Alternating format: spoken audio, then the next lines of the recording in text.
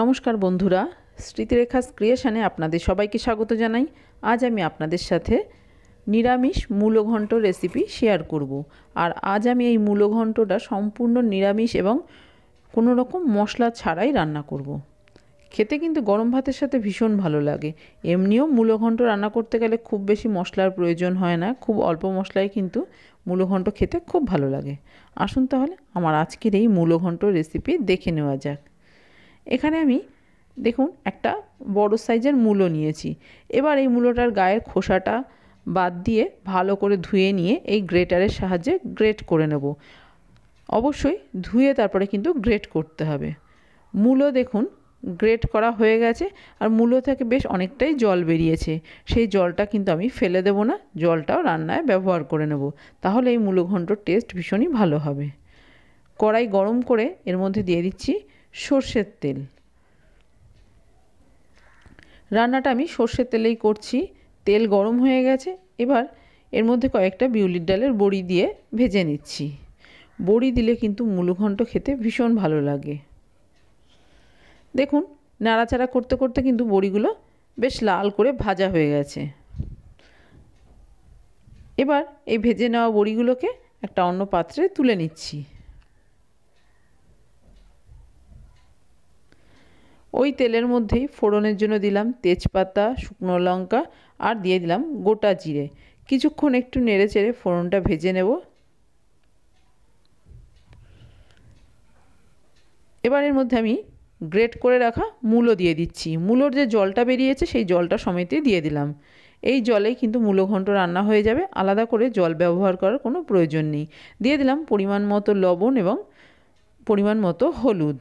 লবণ হলুদ দিয়ে ভালো করে নেড়ে চেড়ে দিচ্ছি। আর এই সময় গ্যাসের ফ্লেমটা আমি হাইতেই রেখেছি। বেশ ভালো করে মূলঘণ্টর সাথে লবণ হলুদটা মিশিয়ে দিচ্ছি। এবার কড়াইটা ঢাকা দিয়ে কিছুক্ষণ রান্নাটা হতে দেব। দেখুন বেশ কিছুক্ষণ ঢাকা দিয়ে রেখেছিলাম। এবার আমি গ্যাসের ফ্লেমটা মিডিয়ামে করে দিয়েছি। বাকি রান্নাটা গ্যাসের ফ্লেম মিডিয়ামে রেখেই তৈরি করে নেব। ভালো করে একটু নেড়ে চেড়ে দিলাম। দিয়ে দিচ্ছি সামান্য একটু লঙ্কা গুঁড়ো। লঙ্কা গুঁড়ো দেওয়াটা অপশনাল, তবে একটু ঝালের জন্য দিচ্ছি। আর দিয়ে দিলাম 3টে চেরা কাঁচা লঙ্কা। তবে মূলঘণ্ট কিন্তু খুব বেশি ঝাল হলে খেতে একদমই ভালো লাগবে না, সেটা বুঝেই এখানে লঙ্কার ব্যবহারটা করবেন। ভালো করে দেখুন লঙ্কা গুঁড়োটা মিশিয়ে দিয়েছি। আবারও কড়াইটা ঢাকা দিয়ে দেব। এইভাবে বারবার ঢাকা চাপা দিয়ে দিয়ে রান্নাটা করে নিতে হবে। বেশ কিছুক্ষণ ঢাকা দিয়ে রান্না করার পর ঢাকনাটা খুলে আবার একটু নেড়ে চেড়ে দিচ্ছি।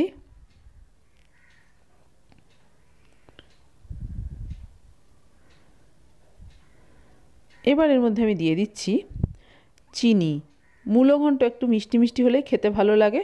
আর দিয়ে দিলাম ভেজে রাখা বড়িগুলো একটু ভেঙে নিয়েছি, সেই বড়িটাও দিলাম। দিয়ে আবারও সব কিছু ভালো করে নেড়ে চেড়ে দিচ্ছি। এখানে কিন্তু আমি আর কোনো রকম মশলার ব্যবহার করব না। জিরে গুঁড়ো বা আদা বাটা কিছুই দেব না। ভালো করে নেড়ে চেড়ে দিয়েছি। আবারও ঢাকা চাপা দিয়ে কিছুক্ষণ রান্না হতে দেব। বেশ কিছুক্ষণ ঢাকা চাপা দিয়ে রান্না করে নিয়েছি। এবার ঢাকনাটা খুলে দেখে নিচ্ছি মূলোর থেকে যে জলটা বেরিয়েছিল সেই জলটা কিন্তু সম্পূর্ণই শুকিয়ে গেছে। ভালো করে নেড়ে চেড়ে মিশিয়ে দিলাম।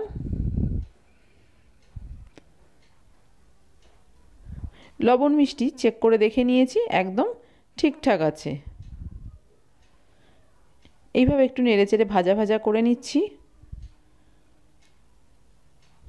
নাড়াচাড়া করতে করতে দেখুন বেশ একটা দলার মতো হয়ে যাচ্ছে।